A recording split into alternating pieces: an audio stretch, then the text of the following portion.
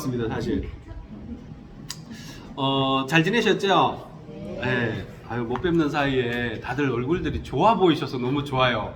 우리 황건사님 얼굴도 오늘 되게 좋아 보이시고, 이게 황 건사님 얼굴 좋아 보이는 건 다 제가 볼 때 권 집사님 탓이라.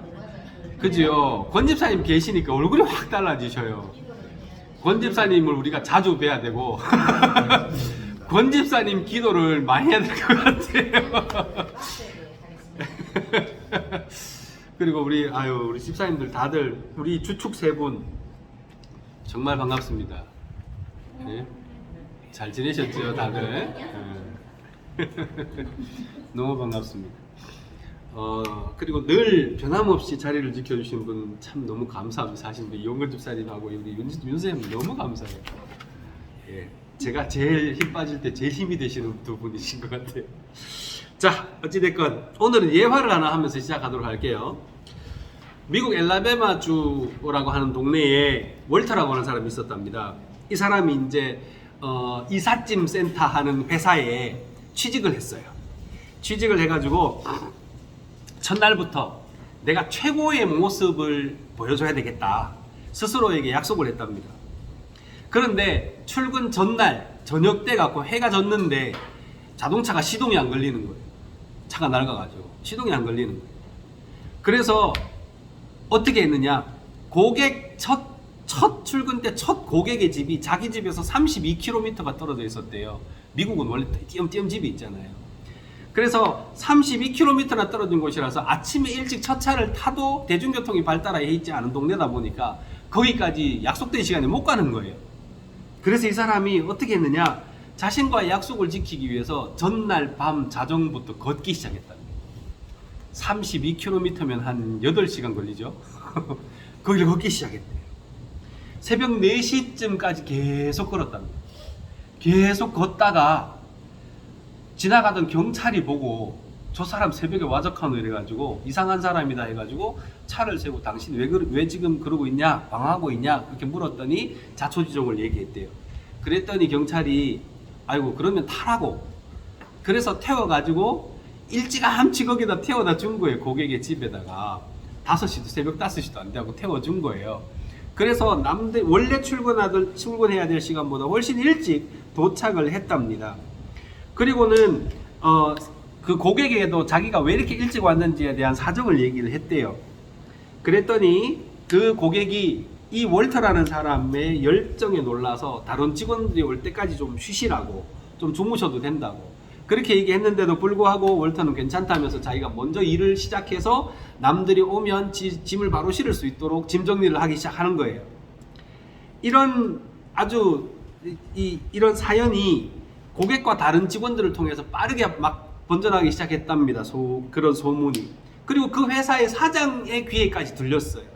그래서 그 사장 생각에는 바로 이런 서비스 정신이 우리 회사에 꼭 필요한 거다, 이렇게 생각을 해서 그 사람에게 보너스를 줬는데 새 차를 한 대 사줬답니다.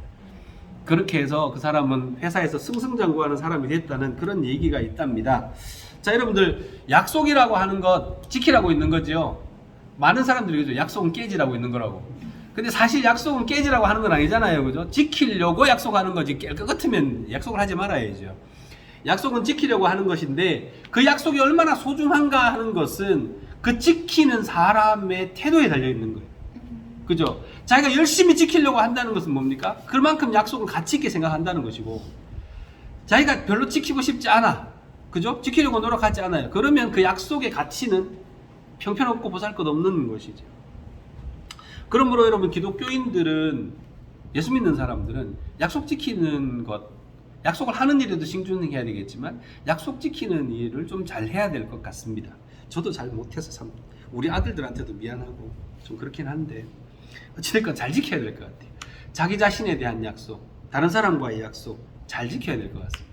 근데 특히나 우리가 잘 지켜야 되는 약속, 하나님과의 약속은 정말 열심히 잘 지켜야 되지 않겠나 하는 생각을 하게 됩니다. 자, 오늘 본문 말씀은요, 하나님과 이스라엘 백성들 사이에 약속에 대한 이야기, 약속에 대한 이야기.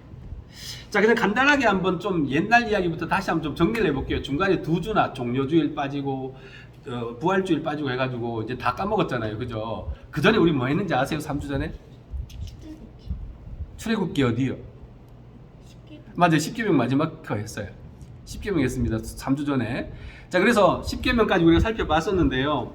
자, 거기까지 왔던 여정을 좀 기억하세요. 지금 이스라엘 백성들 어디 있어요? 네? 가나안까지 아직 들어갔습니다. 아직 거기까지 가려면 한 39년 한 8개월 정도 가야 돼요. 자, 어디까지 갔습니까? 광야인데, 광야는 맞아요. 광야는 맞는데 어디요? 여러분 잘 아시는 데인데. 광야에서 알만한 데서 한번 얘기하면 해보세요. 광야에서 알만한 데. 이래서 복습이 필요한 거예요. 지금 이스라엘 백성들이 어디 있냐면요, 시내산 산기슭에 있습니다. 10계명을 어디서 받았는데요? 시내산에서 받았잖아요. 그러니까 당연히 시내산 산기슭에 있겠죠. 지난 시간까지 10계명을 했다니까요. 자, 그래서 시내산 산기슭에 전부 다 모였습니다. 왜 하나님께서 거기로 인도한지 아세요? 하나님께서 자기 백성을 만나시기 위해서 사실은 거기에 백성들을 오라 한 거예요. 그래서 만나가지고 뭐 하려고요? 오늘 우리 제목이 언약식을 하려고. 언약식을 하려고 시내산 밑에까지 데리고 오신 거예요. 뭘로 데리고 오신지는 아시죠, 설마?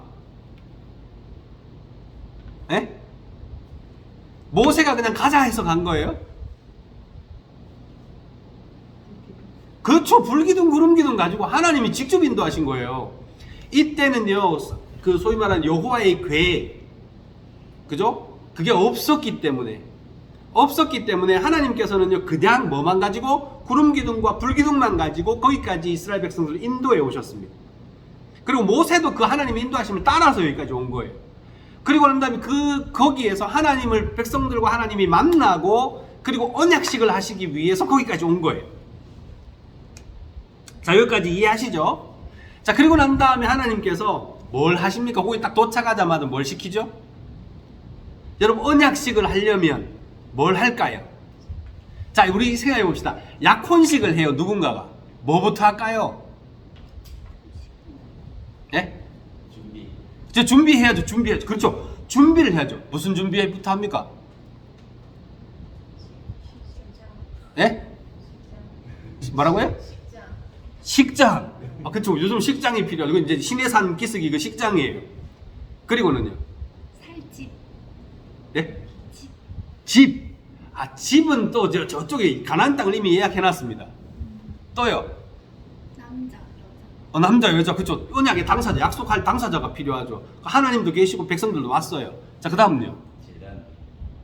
재단은 조금 나중이고요. 제일 먼저 해야 되는 건 씻어야죠. 아니, 아침에 일어나가 씻고 난 다음에 준비해가지고 가야지. 원래 있잖아요. 누구를 만나도 그런 언약식이든 결혼식이든 뭐든지 하면 제일 먼저 씻어야죠.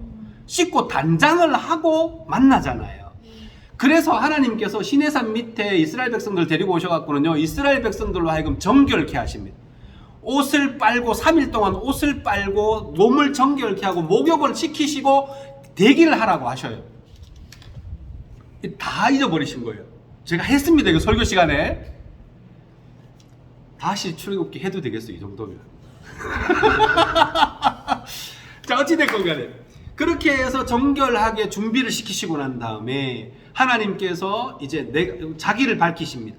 내가 누구다. 뭐라고 하시죠? 나는 너희를 종되었던 애굽 땅에서 이끌어낸 너희의 하나님 여호와니라, 그렇게 말씀하셔요. 그리고 난 다음에 이제 하나님께서 뭘 하시냐면 그 언약의 조항들을 쭉 읊으시거든요. 그게 뭐냐 하면 10계명부터 나오는 거예요. 10계명의 언약의 조항, 이제부터 지켜야 될 내용을 쭉 말씀을 하셔요. 쭉 말씀을 하시고 다 말씀하시기까지가 어디까지냐면, 원래 출애굽기 그 10계명이 어디 들어있어요? 물어봅시다. 몇 장? 네. 몇 장? 다 이사부터 큰일 났다.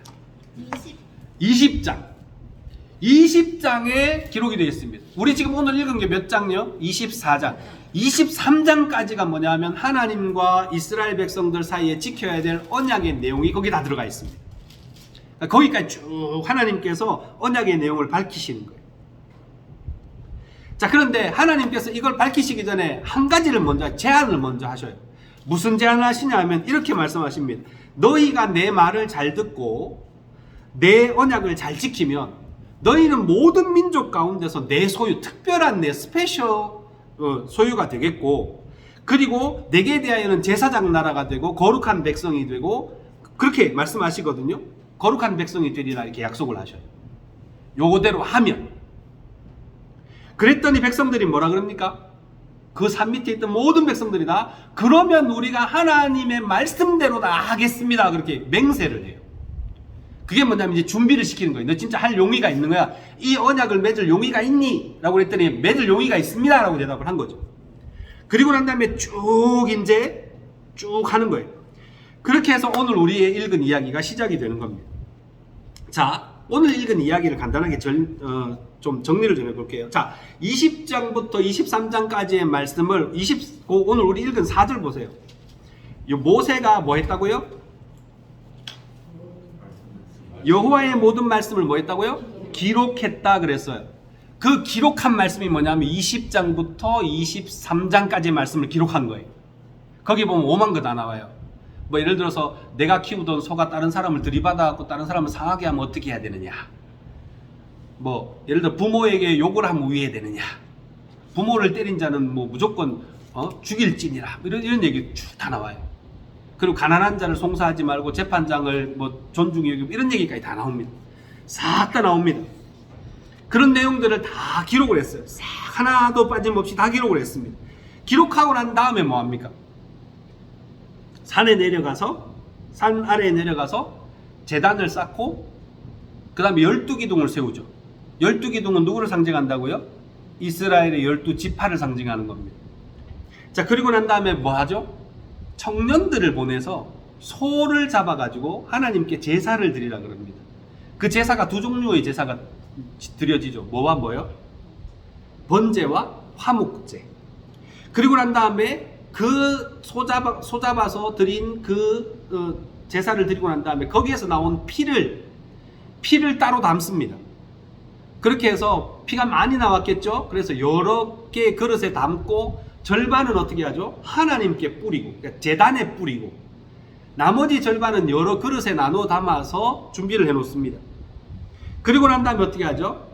이스라엘 백성들 앞에 가서 그 언약서를 다 일일이 낭독해서 읽어요.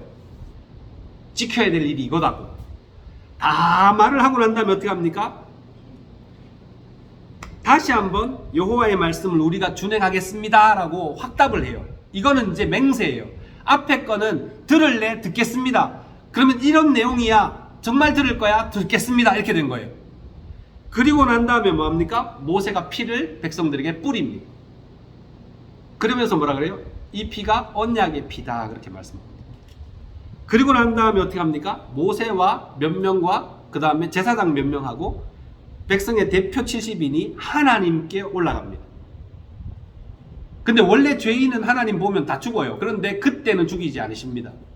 그래서 거기서 하나님과 함께 먹고 마시고 잔치를 벌입니다. 75명 정도 돼요. 그 사람들이 하나님과 함께 식사를 하는 내용으로 오늘 그 모든 내용이 다 마칩니다. 자, 이 내용을 제가 요약을 해드렸는데요. 첫 번째 보세요. 말씀을 다 기록했다 그랬죠. 말씀을 다 기록했다 그랬어요. 여러분, 왜 하나님의 말씀을 다 기록하죠?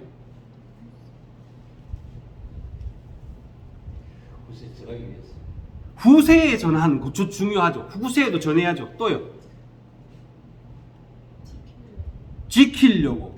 즉 다시 말하면 그거 조금만 바꾸면 기억하게 하기 위함이에요. 사람이요 진짜 기억력이 없어요.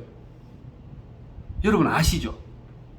제가 성도들이랑 이렇게 제가 설교 말씀을 막 다 전하고 있잖아요. 저 문 앞에 서 있으면 뭐 예를 들어 나가시는 분들이 목사님은 오늘 은혜 많이 받았습니다 막 이러시거든요. 근데 물어보면 몰라요. 어디에 은혜를 받으셨어요? 몰라요. 은혜를 받긴 받았는데 어디서 받았는지를 몰라. 그 정도로 사람이 기억력이 별로 없어요. 그죠? 여러분 제가 설교 마치고 난 다음에 한 10분 있다가 설교 내용 물어보면 다 기억하시겠어요? 제가 볼 때 우리 김은실 집사님 기억하실 것 같아요. 정말 열심히 적으시거든요. 자, 근데 대부분 기억을 못 하세요. 마찬가지예요. 하나님의 말씀대로 따르겠습니다 했는데 내용을 몰라. 듣긴 들었어. 그런데 내용을 몰라. 그럼 지킬 수 있어요? 없어요? 없어요. 기억하기 위함이 제일 첫 번째예요. 그 언약의 당사자들이 기억하지 않으면 아무런 의미가 없어요. 뭐 지키겠다고 언약하면 뭐합니까? 내용을 모르는데. 그렇기 때문에 기록하는 겁니다. 그 다음에 아까 우리 집사님 말씀하셨던 거, 그걸 남겨서 우리의 후손에게도 전해주기 위함이에요. 그래서 지금도 그 말씀을 우리가 읽을 수 있잖아요. 그죠? 기록해서 남기는 게 되게 중요해요. 자, 근데 그건 또 중요하지만 또 하나 중요한 게 있어요. 뭐예요? 어디에다가 기록하느냐도 중요합니다. 어디에다가 기록하느냐. 여러분 아시죠? 이런 속담 있는 거 아시죠? 은혜는 어디에 새기고 원수는 어디에 새긴다. 예? 원수는 모래에, 물에, 모래. 옛말에 이런 말이 있습니다. 은혜는 물에 새기고 원수는 바위에 새긴다는 말이 있어요. 그래서 원수는 기억을 해요. 저거 내 때리지긴다는 기억을 해요. 그런데 자기한테 은혜 베푼 사람은 다 잊어버려요. 그 옛말에 그런 말이 있거든요. 그러니까 어디에 새기느냐가 되게 중요한 거예요. 그죠? 어디에 새기느냐가 되게 중요해요. 흐르는 물에 새기는 거 하고 바위에 새기는 거 하고는 천지 차이입니다. 그죠? 자, 하나님의 말씀은 어디에다가 기록해야 될까요? 바위. 네? 종이. 바위, 종이, 또요. 더 중요한 데가 있어요. 그쵸? 우리의 심령에, 우리의 마음의 세계. 여러분, 바위에다 글자 파보신 분? 아니면, 책상에다 글자 파보신 분? 이 장난꾸러기 아무도 없으셨구나. 전 파봤습니다. 여러분들, 그 책상에다가, 예를 들어 나무에다가 글자 새기는 거 쉬워요, 어려워요? 재밌지만 쉽지는 않죠. 그죠? 하물며 바위에다 새기는 거 얼마나 힘들어요. 그죠? 힘듭니다. 자, 근데 마음에 새기는 건 그거보다 더 힘들어요. 여러분, 한 구절을 바위에 새기는 것도 수많은 노력이 들어가야 되고 힘이 들어가야 되고 시간과 노력이 필요한 일입니다. 근데 하물며 하나님의 말씀을 우리의 마음에 새기는 데는요, 그 이상의 노력과 인내가 필요한 거예요. 시간이 필요한 거예요.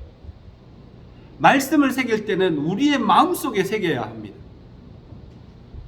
그래서 하나님께서는 그 마음에 새기도록 하기 위해서 뭐 하시냐면, 예전에 우리 한 적이 있죠. 그 말씀을 어디에다가 하라 그랬어요? 제가 지금 그림까지 보여준 적이 있어요. 제가 여러분들에게 다이자 붙죠. 머리에 메고 너희 손목에 두어서 어디든지 가거든 그걸 보고 읽고 외우라 그러잖아요. 하나님께서 그렇게 하시는, 그렇게까지 하시는 이유가 뭐, 여기 상자 여기다 달고 다니는 거 제가 그림 보여드렸죠. 여기 이렇게 묶어놓은 거 보셨죠? 가죽띠로 해갖고 이렇게 묶어놓은 거. 그거 전부 다 뭐 들어있어요? 말씀 들어있어요. 왜 거기다가 말씀을 넣고 여기다 하고 여기다 하고 왜 하라 그래요? 마음에 새기기 위한. 그냥 한두 번 봐가지고 새겨지는 게 아니거든. 매일 봐야 되고 매번 봐야 되고 시간을 들여야 되고 노력을 들여야지만 새겨지는 게 하나님 말씀이에요. 그러므로 여러분, 우리가 하나님의 말씀을 잘 새겨야 됩니다. 하나님 말씀이 생명처럼 중요하기 때문에 잘 새기셔야 돼요. 자, 그 다음에 봅시다. 말씀을 기록한 후에 뭐 하지요? 뭐 했습니까? 자, 4절과 5절. 5절과 6절. 5절이네요. 5절과 6절 한번 볼까요? 5절과 6절 같이 한번 읽어봅시다. 시작. 이스라엘 자손의 청년들을 보내어 여호와께 소로 번제와 화목제를 드리게 하고 모세가 피를 가지고 반은 여러 양푼에 담고 반은 제단에 뿌리고 그랬습니다. 자, 먼저 이른 아침에 내려가서 제단부터 쌓습니다. 그리고 난 다음에 뭐하죠? 돌기둥을 세워요. 12개의 돌기둥은 12개의 지파를 상징하는 겁니다. 즉 다시 말하면 뭐예요? 지금 이 언약의 당사자는 누구다? 이스라엘 백성 전부다라는 걸 가리키는 거예요. 제사를 드리는 사람은 소수고 그 말씀을 듣고 막 맹세하는 사람 소수일지 몰라도 여러분 그 사람들은 대표하는 사람들이고 이스라엘 12지파 전체가 다 하나님하고 언약을 맺는다라고 하는 상징적인 기념물을 세우기 위해서 12기둥을 세우는 겁니다. 노인이든 어린이든 남자든 여자든 모두가 다 하나님께 제사를 드린다라는 의미예요. 그리고 나서 그 제단 위에 어떤 제사를 드렸다고요? 두 가지 종류죠. 번제와 화목제. 여러분 번제가 뭔지 아세요? 번제는요, 하나님 앞에 그 제물의 가죽을 제외한 모든 것을 다 태워서 드리는 걸 번제라고 합니다. 그래서 모든 걸 다 태워요. 다 태우는데 그렇게 태워서 뭘 드리는 거냐 하면 그 향기를 드리는 거예요. 제물을 태운 향을 하나님 앞에 드리는 거예요. 그래서 하나님께 그렇게 올려드리는 제사가 번제입니다. 이게 뭐 때문에 이런 제사를 드리냐 하면요, 제물을 드리는 자가 온전하게 내가 하나님 앞에 헌신하겠습니다, 내가 온전하게 하나님 앞에 희생하겠습니다 라는 의미를 가지는 거예요. 그러니까 번제는 뭐라고요? 온전한 헌신과 희생을 상징하는 겁니다. 마치 그 제물이 하나님 앞에 온전히 다 태워져서 하나님 앞에 온전히 올라가는 것처럼 우리 자신도 하나님께 그렇게 드리겠습니다 라고 하는 거예요. 이해되셨죠? 화목제는 뭐예요? 이건 쉽잖아요. 말 그대로 화목제. 원래 이 화목제는 왜 생겼냐면 하나님과 우리 사이가 죄 때문에 원수가 되거든요. 그런데 그 원수된 것을 다시 화해시키는 제사가 화목제예요. 그래서 이건 다 태워드리는 게 아니고 뭐 이렇게 뭡니까, 그 고기들을 남겨서요, 고기를 여러분 제사장에게 일부 주고 나머지 고기들은 어떻게 하냐면 그 제사 드린 당사자와 제사장이 함께 모여서 함께 그 고기를 나누어 먹습니다. 그래서 하나님과 온전히 관계가 회복됐다는 것을 같이 식사를 함으로써 여러분들 확인하는 거예요. 그게 화목제예요. 그래서 하나님과 우리 사이 원래 원수됐지만 이제는 화평하고 하나님이 우리가 하나님께 이제는 복을 내려주시고 이런 감사하고 찬송하고 하는 관계의 회복을 나타내는 게 화목제입니다. 자, 여러분 이제 두 가지 이해되셨죠? 자, 두 가지가 이해가 되셨으면, 자, 그런데 봅시다. 제사를 드리는 주체가 누구예요? 누구 보고 제사 드리라고 했어요? 누굽니까? 청년들에게 하라는 거죠. 청년들에게 시켜요. 그 생각해보면 왜 하필 청년들한테 가라 그랬을까? 그죠?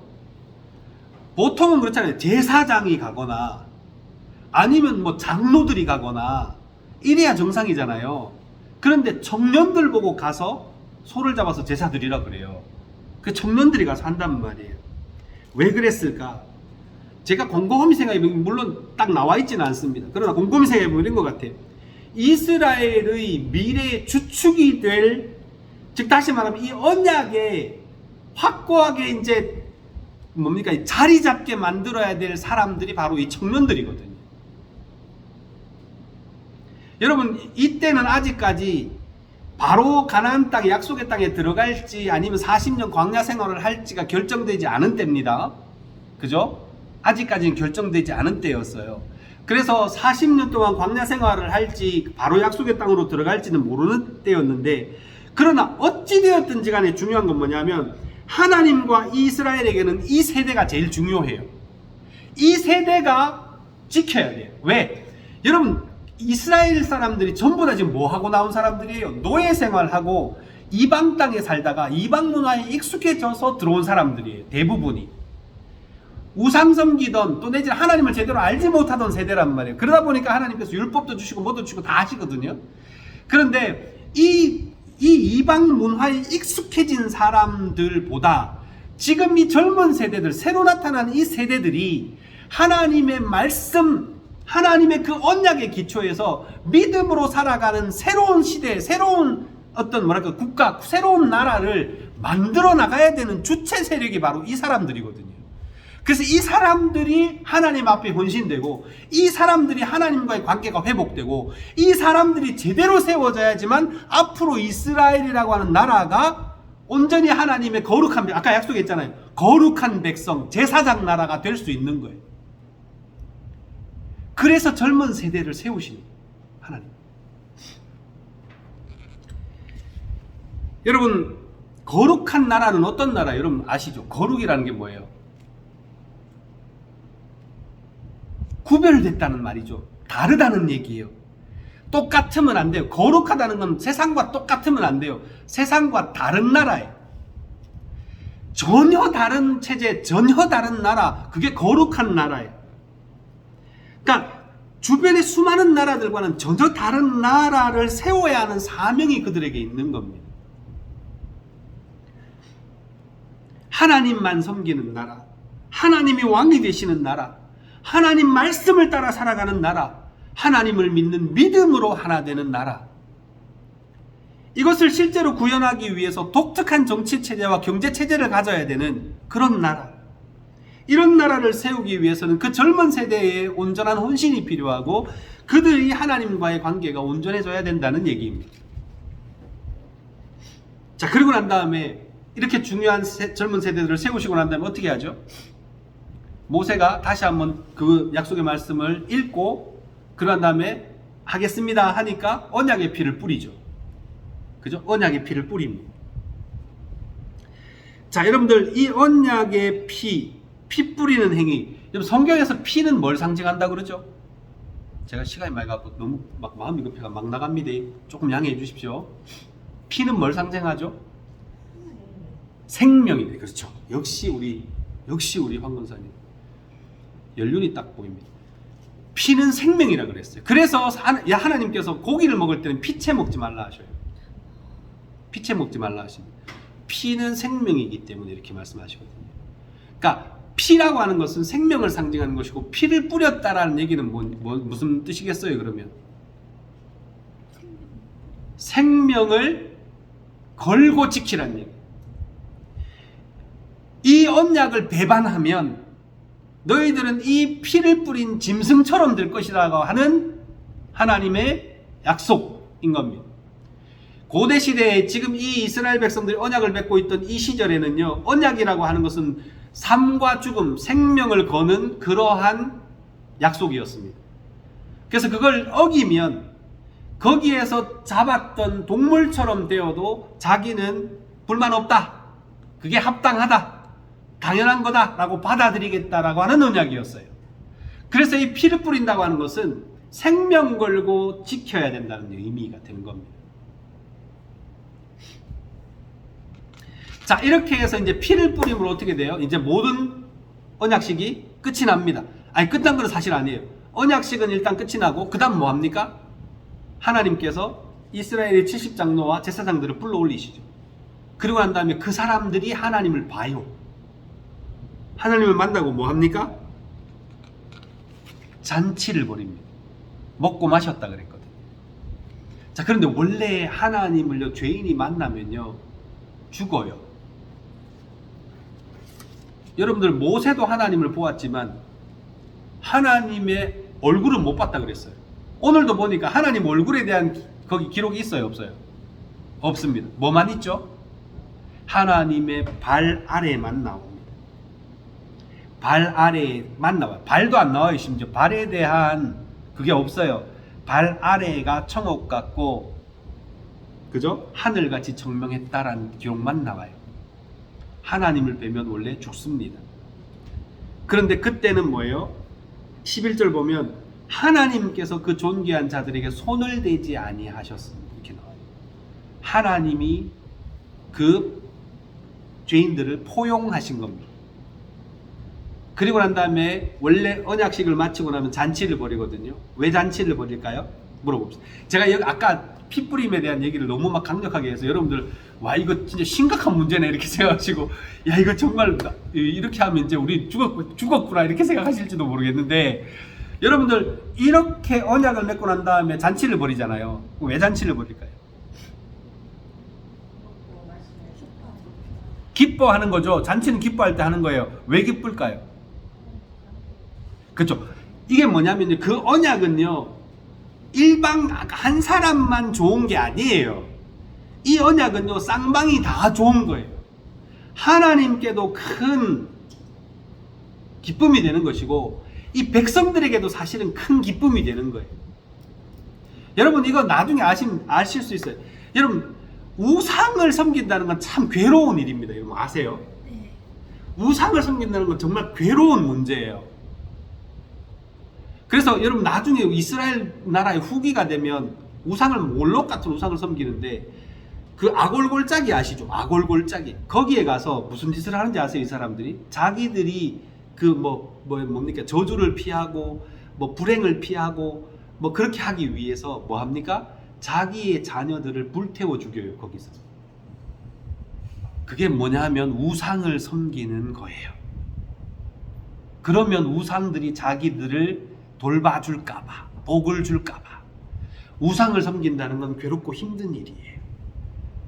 그런데 여러분 하나님 그 우상을 버리고 하나님과 언약을 맺는다는 건 뭐냐면 하나님, 여러분 잘 보시면요, 하나님의 뜻은 전부 다요, 우리에게 자유를 주시기 위함이고 평안을 주시기 위함이고 행복을 주시기 위함이고 하나님의 백성으로 산다는 것 그 자체가 복인 거예요. 그래서 이게 복된 일이기 때문에 잔치를 하는 거예요. 이해가 되시나요? 하나님 섬기는 건 진짜 복이에요. 우리가 이걸 잊어버리고 살아서 그렇지. 맨날 하나님 섬기는 거 보면 아이고 오늘 또 주일인데 교회 가야 되고 이런 괴로운 일들을 생각하실지 모르지만 사실 하나님과 함께 동행한다는 건 정말 행복한 거예요. 여러분 그런 행복을 좀 누리며 사셨으면 좋겠습니다. 자, 이 말씀을 통해서 우리가 알아야 될 거 이제 정리하고 끝 마칠게요. 첫 번째, 아까 처음에 말씀드렸습니다. 하나님의 말씀은 어디에 새겨야 된다? 우리 마음속에 새겨야 돼요. 그 새기기 위해서는 여러분 노력하셔야 되고 시간을 들이셔야 돼요. 그냥 새겨지는 게 아니에요. 우리는 워낙 잘 잊어버리기 때문에 여러분 읽어야 되고요, 봐야 되고요, 들어야 되고요, 그 다음 묵상도 해야 되고요, 하셔야 돼요. 평상시에. 공부 못하는 사람들 제가 가르쳐보면 뭐 하는지 아세요? 공부 못하는 사람들의 공통점, 제가 1대1 과외를 하잖아요. 과외를 하는데 얘는 아무리 가르쳐도 안 늘어. 그런 아이들의 공통점 뭘까요? 네, 공통점. 그쵸? 저 하고 있는 시간에만 영어 공부하는 친구. 제가 하는 얘기만 듣고 집에 가 다 안다고 생각해요. 근데 다 알아요? 아니요, 다음 시간에 와서 물어보면 한 개도 몰라요. 진짜 한 개도 몰라요. 왜? 자기 혼자 공부를 안 했거든. 근데 여러분들 믿음 교회에서 있잖아요. 말씀을 신앙생활 오래 했는데 잘 말씀 모르는 사람 특징, 설교 시간에만 말씀 들어요. 그 다음 주에 와서 물어보면 뭐 했는지 몰라. 에? 그죠? 여러분들 다 똑같아요. 집에 가셔서요, 말씀도 읽으시고 말씀도 들으시고 여러분 묵상도 하시고 마음에 새기시고 하셔야 돼요. 이런 얘기하면 좀 제 얘기하는 거 죄송하긴 하지만 집에 가셔가지고 우리 홍 집사님 열심히 작업해가지고 그 유튜브에 좀 올리시면요, 한 번 더 들으세요. 새록 기억이 나실 거예요. 물론 뭐 잘 전하는 말씀은 아닐 줄 모르겠지만. 자, 그 다음 두 번째는 뭐냐면요, 이 언약에 있어서 중요한 건 우리의 헌신과 희생이 있어야 된다는 거예요. 번제와 화목제를 기억하셔야 돼요. 약속이 되려면요, 희생과 헌신이 필요합니다. 약속을 지키기 위한. 약속을 지키기 위해서 헌신하고 희생하는 것이 없으면 약속을 지킬 수가 없어요. 맞죠? 여러분, 그래서 여러분 이거 우리만 지킨다고 생각하면 이거 큰일이에요. 하나님이 어떻게 지금 이 약속을 지금까지 지켜오셨는지를 여러분 보셔야 돼요. 여러분, 하나님께서 이 약속을 지키시기 위해서 자기 아들까지도 아낌없이 내어주시고 자기 생명조차도 우리를 위해서 아낌없이 내어주신 그 하나님의 희생과 헌신을 우리는 기억해야 돼요. 하나님은 그 약속을 지키기 위해서요, 그 높고 높으신 보좌를 버리시고 이 낮고 낮은 땅 위에 오셔서 우리보다 더 힘들게 사시고 우리보다 더 고통당하시고 우리보다 더 조롱당하시고 우리보다 더 힘들게 사시다가 죽음까지 이르시고 무덤까지 내려가셨다가 우리를 위해서 다시 부활하셨습니다. 하나님은 우리를 위해서 모든 것을 다 주셨어요. 이스라엘 백성들이 버리고 차고 도망가고 여러분 죄악을 뭐 밥 먹듯 하고 우상을 섬기고 하나님 잠시만 기다려 주쇼 하고 나가가지고 우상 섬기고 아들 바치고 별짓 다 할 때 하나님 어떻게 하십니까? 한결같이 그들을 향하여 선지자를 보내시고 말씀하시고 돌아오라 돌아오라 너희들이 나랑 변론하자 제발 좀 돌아와라. 하나님은 끊임없이 그 약속 안에 거하시기 위해서 모든 것을 다 하셨습니다. 그리고 결국 안 돌아오니까 뭐야? 자기 아들을 보내서 돌아오게 하시는 거예요. 그렇게 하나님이 한결같이 끊임없이 그 약속 안에 거하시는데 우리는 어떻게 하냐? 이스라엘 백성들은 어떻게 했냐? 우리도 헌신이 필요하고 희생이 필요한 거예요. 하나님의 언약 안에 거하기 위해서. 자, 세 번째, 언약의 말씀은 어떻게 지켜야 된다? 목숨 걸고 지켜야 된다. 피 뿌린 의미가 그거예요. 하나님은 실제로 생명을 거셨잖아요. 하나님의 말씀을 절대로 가벼이 여기시면 안 됩니다. 여러분, 보통 가볍게 여기고 여러분들 별로 중요하지 않게 여기는 이유가 뭐예요? 대부분 생각해 봅시다. 어떤 물건이 있는데 내지는 어떤 것이 있는데 그게 별로 중요하지 않고 그냥 가볍게 여기고 뭐 별거 아니라고 생각하는 이유 중에 하나가 뭐죠?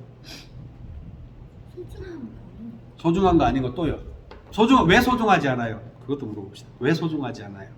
당연한지 알아서. 당연한지 알아서. 또요? 가치를 몰라서. 또 하나는 제가 생각할 때는 그거예요. 흔해서. 너무 흔하거든. 여기 가도 있고 저 가도 있고 다 있어요. 그러면 별로 소중한 걸 못 느껴요.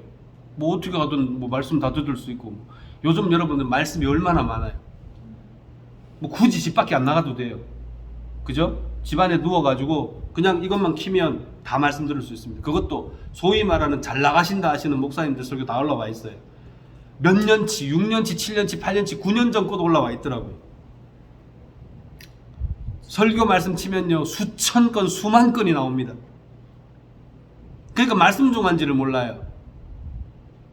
성경 말씀, 성경책 그것도 우리 하는 거 보면 요즘 그냥 막 돌아다녀요. 아이들이 성경책 중요한 줄도 몰라요. 그러니까 말씀 중요한 줄도 모르죠. 그래서 전부 다 뭐합니까? 요즘 아이들 특징이 이거예요. 말씀을 들으러 와서 어떤 말씀을 들을까요? 물어봅시다. 요즘 아이들 공통점, 제가 중고등부도 해보고 유치부도 별거 다 해봤지만 공통점이 있어요. 아이들은 어떤 말씀을 들을까요?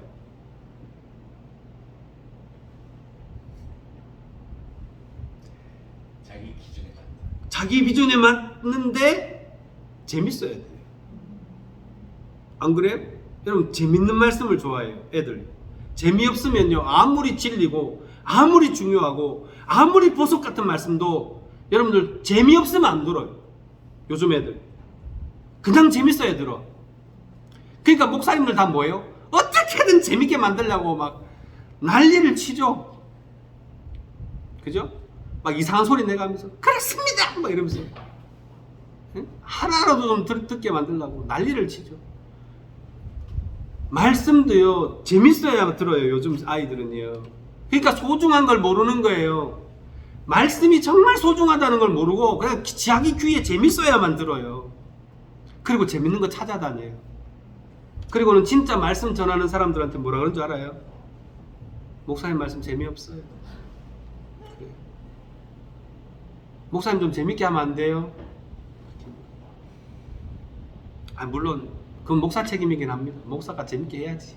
그 맞죠. 그러나 여러분 아이들한테 말씀의 소중함을 가르쳐야 되고 우리도 그러한 말씀의 소중함을 알고 있어야 합니다. 저는 어릴 때 그렇게 배웠습니다. 성경책은요 지나갈 때 절대로 넘어가면 안 돼요. 야, 그 귀한 하나님의 말씀을 타놓고 간다고 저희 아버지한테 저 죽사게 많이 맞았습니다. 성경책 이렇게 넘어가면 아버지가 오셔서 때리셔요. 음식이 하나님 말씀이 얼마나 소중한데 그거를 타고 넘어가는 거예요. 돌아가야 돼요. 말씀 있으면 돌아가야 돼요. 네, 바쁘다고 뛰어넘으면 큰일 나요. 말씀이 소중하다는 걸 배워야 돼요.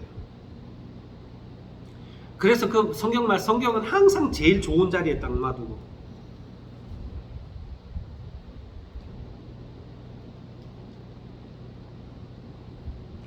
자, 어찌됐건. 자, 그런데 이렇게 이제 말씀이 많다 보니까 어른들도 다 그렇죠. 아까 우리 집사님 그 말씀 잘 하셨는데, 듣기 좋은 말씀을 사람들이 좋아해요. 그래서 그 듣기 좋은 말씀 대부분 어떤 거예요? 시대 흐름에 맞고, 조류에 맞고, 우리의 정서에 맞고, 이제 그런 말씀들을 좋아합니다. 그런데 여러분들, 그런 시대에 부합한 세상의 사상적 흐름과 잘 맞는 말씀이 정말 하나님의 뜻을 제대로 밝히는 말씀일까요? 는 한 번쯤 고민해 보셔야 돼요.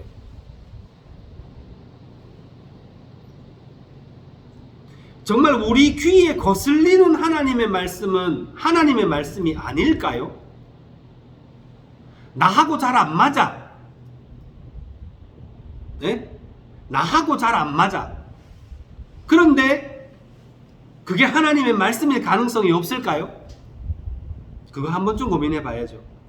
아니, 그럴 수 있어요. 하나님 말씀이라고 전하는데 하나님 말씀이 아닌 것 같아. 그건 갈등하셔야 돼요.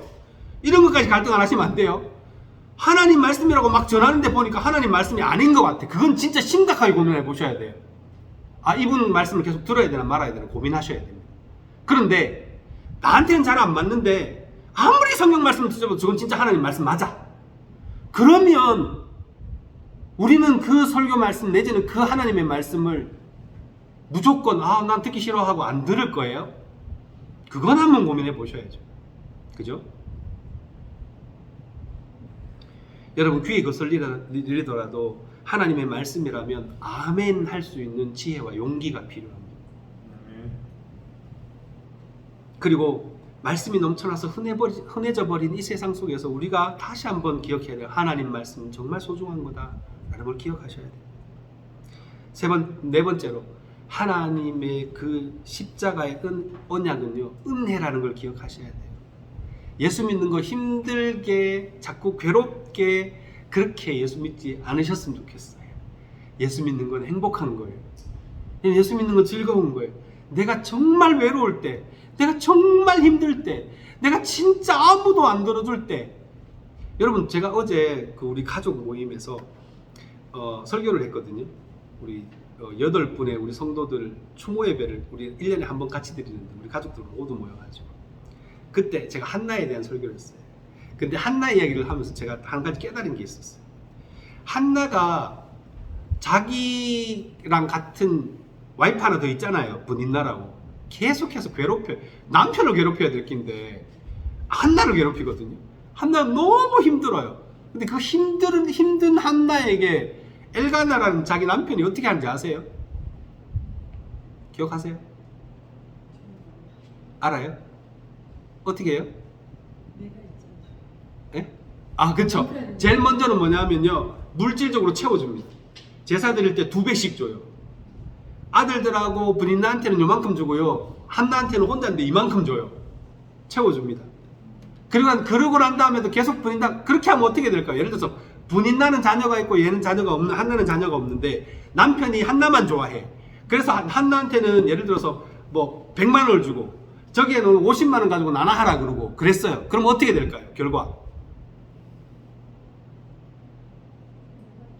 그 누가 열받을 것 같아요? 분인나 열받죠. 분인나 열받으면 어떻게 할 것 같아요? 한나를 더 괴롭히죠. 내가 저 년 때문에 죄송합니다 이런 얘기 하면 안 돼요. 내가 저 여자 때문에 그렇다고 더 생각할 거 아니에요. 더 괴롭혀요. 그러니까 하나님 앞에 가가지고 너무 속상해갖고 밥도 안 먹고 막 울고 있으니까 남편이 뭐라 그러는 게 이제 아까 집사님 말씀 찾아가서 이제 등 두드리면서 위로하죠. 자기야, 내가 자기 얼마 사랑하는지 알지? 뭐 이러면서, 그죠? 자기는 나한테 10명의 아들보다 더 소중해 이렇게 얘기하잖아요. 그렇게 하면 결과가 어떻게 될까요? 똑같아요. 더 괴롭혀요. 더 괴롭혀요. 여러분, 그 남편의 그 등 두드리고 위로해 주는 게 위로가 진짜 될까요? 위로가 되겠어요? 한나를 보면요, 위로가 안 됐어요. 그래서 어떻게 해요? 그는 하나님 앞에 찾아갑니다. 자기 혼자 하나님의 성전에 나가요. 성막에 가요. 그리고 여자의 뜰에 들어가서 혼자서 막 울면서 하나님 앞에 여러 시간을 기도합니다. 하나님, 나 진짜 속상이 미치겠어요 하면서 말도 제대로 못하고 이러고 있는, 예? 울음이 섞여갖고 말도 제대로 못 알아듣는 그런 기도를 하나님 앞에 드립니다. 거기서 여러분 어떻게 돼요? 한나가 회복이 됩니다. 하나님 앞에 가서 기도하고 난 다음에 한나가 회복이 돼요. 그러고 난 다음에 뭐라고 돼 있어요? 집에 가서 음식을 먹고 다시는 얼굴에 근심의 빛이 있지 아니하니라, 이렇게 기록이 되어 있어요. 한나를 위로해 주신 분 누구예요? 하나님이셨어요. 여러분, 예수 믿는 게 그런 거예요. 아무리 그렇잖아요. 우리가 세상 살아가면서 아무리 내 새끼가 좋고 아무리 내 남편이 좋고 아무리 우리 부모님이 좋아도 진짜로 여러분들 힘들고 어려울 때는요, 위로가 되던가요? 도움이 되세요? 여러분, 하나님께 나아가는 자가 참된 위로를 얻고요, 하나님께 나아가는 자가 참된 행복을 회복하는 겁니다. 그래서 예수 믿는 건 진짜 좋은 거예요. 너무 좋은 거예요.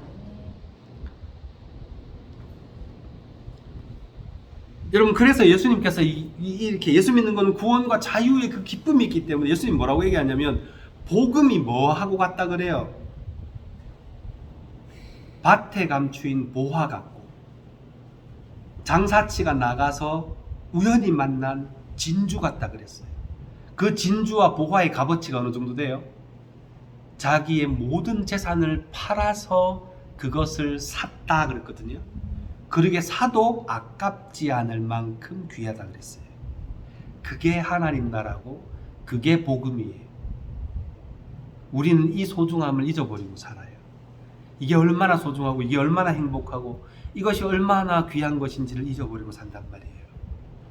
여러분, 이것을 회복하신 여러분 되시기를 바랍니다. 아멘. 그러므로 여러분, 하나님의 은혜를 기뻐하고 즐거워하는 것이 마땅합니다. 결론을 내리겠습니다. 항상 십자가의 은혜를 기억하시고 마음에 새기시고 말씀을 마음에 새기신 여러분 되시기를 바랍니다.